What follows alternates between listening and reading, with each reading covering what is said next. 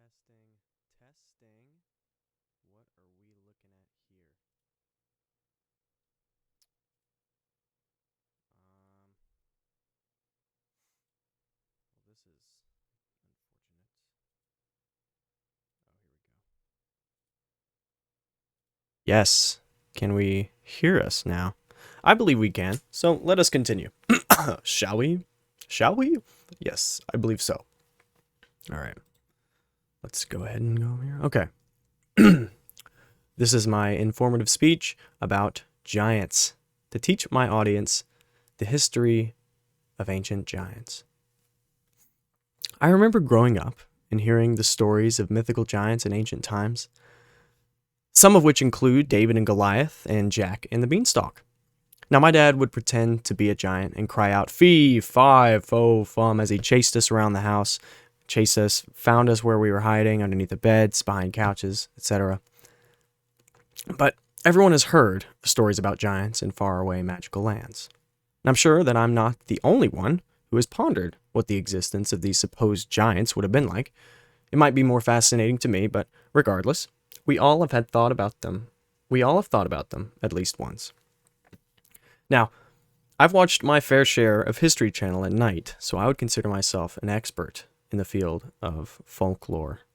For those of you who don't know, the History Channel at night is a wild showcase of conspiracy theories thrown at you left and right and folklore beyond your imagination. Some of that stuff is wild. Now, as a child, I was fascinated with the lore, and I still am.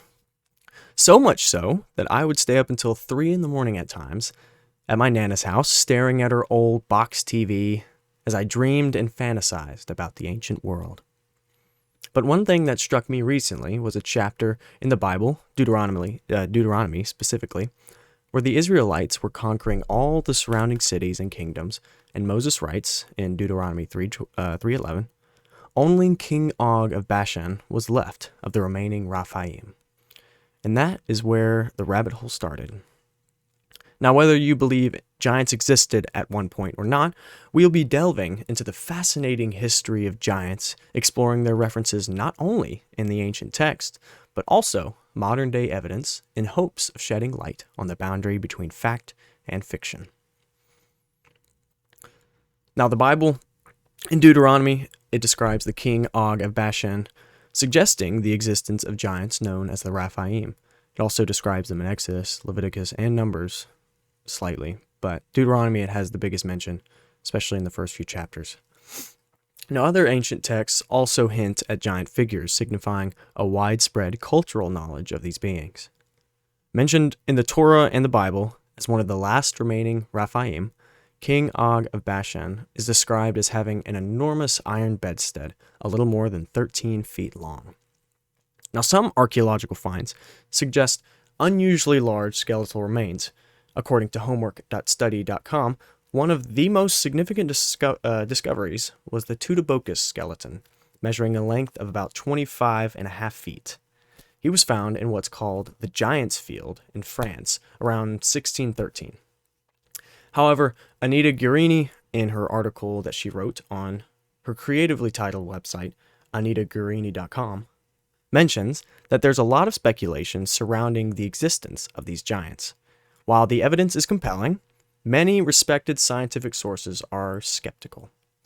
There are many independent researchers, however, that suggest conspiracies of potential cover-ups, with these giants not being truthfully reported for whatever reason. The reasons remain unknown, supposedly. Now, having understood historical texts' portrayal of giants, let's now delve into their cultural significance.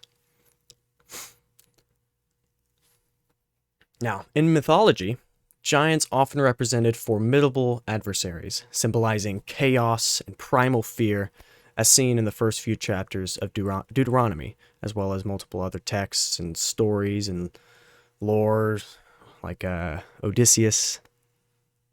Remember that? The Odyssey? The big Cyclops guy? He was a giant. He just had one eye. Anyways, I digress. Their defeat symbolizes the triumph of goodness and the return of order and civilization. Now, the impact on popular culture can be seen today, as you all are probably well aware. And the giants continue to influence modern culture, films, and games. They remind us of our shared human heritage and our love for storytelling and creativity. With the cultural role of giants clarified, let's now differentiate between myth and potential reality. Now, fact versus fiction, the reality of giants. Paleontological finds have shown species like Gigantopithecus, a large prehistoric primate, but not human giants.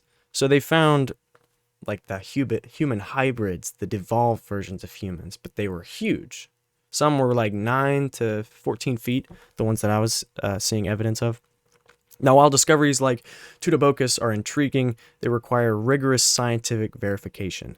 And Tutaboccus is an interesting story because whenever they dug it up, apparently, supposedly, it turned to dust. The bones were so old and ancient that the exposure to oxygen and light made them just dissolve almost into dust and dirt.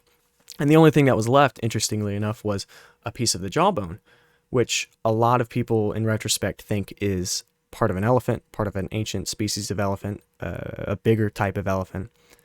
But I think this thing's drooping. Anyways.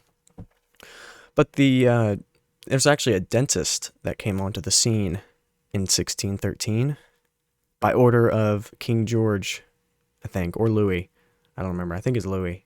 George was of England. So yeah, it was probably Louis. But yeah, the dentist confirmed it was of human origin, but that was in 1613. And they still believed in a lot of weird medicinal practices back then. So who knows? That's why it's speculated and it's too old to be verified. Now, often ancient texts used exaggeration for emphasis or symbolic meanings. A giant might symbolize an enemy's might and strength and power rather than their actual physical stature, as mentioned on thetorah.com.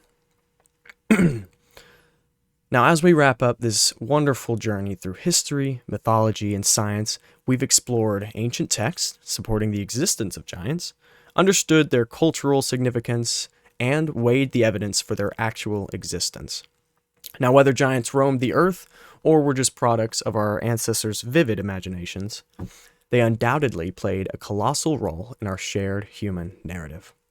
Thank you very much.